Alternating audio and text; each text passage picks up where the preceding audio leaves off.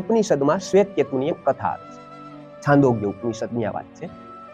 છાંદોગ્ય ઉપનિષદમાં ગુરુને એ મહત્તા પૂછે છે અન્નની, કે આહારનું શું મહત્વ છે, અન્નનું શું મહત્વ છે, અન્ન વગર ન ચાલે શું? અને આ ભારતમાં પહેલેથી જ આ વિવાદ ચાલ્યો આવ્યો છે કે કાચું ખવાય કે પાકું ખવાય. બરાબર?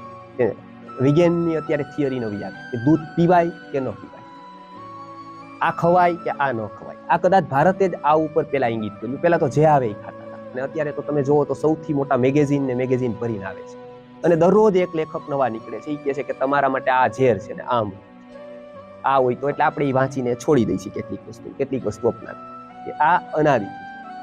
એટલે એ એવો પ્રશ્ન પૂછે છે કે અન્ન આપણે લઈ છીએ એનું અંદર જઈને થાય છે.